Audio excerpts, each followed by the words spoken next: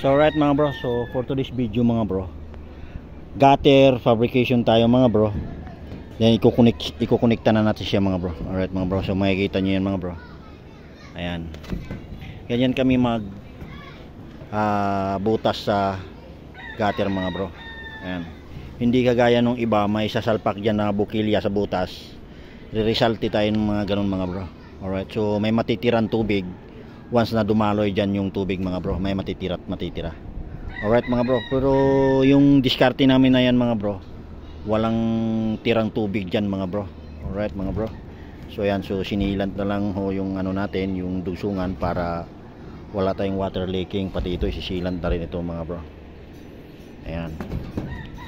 Alright mga bro, so yan, sisilant na lang natin yan mga bro. Yan, sealant na lang kulang dyan mga bro.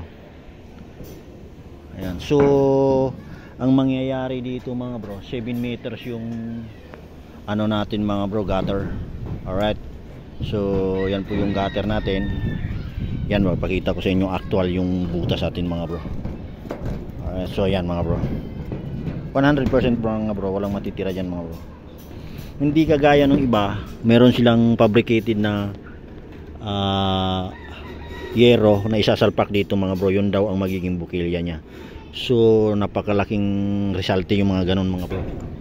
Alright, so sa amin hindi kami ganyan magtrabaho mga bro.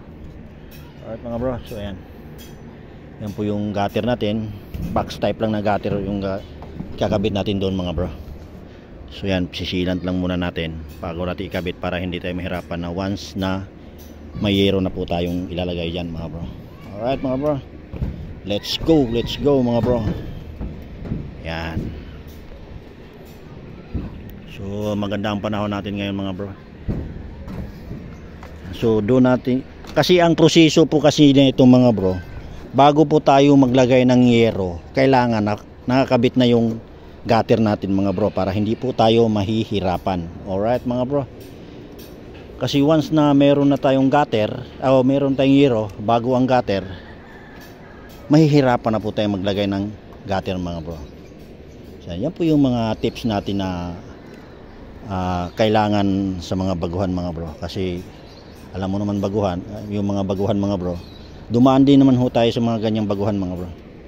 Alright, so yung ready to roofing na yan mga bro, diretso na natin yan pag nakikabit na natin tong gutter natin mga bro. Alright, so let's go.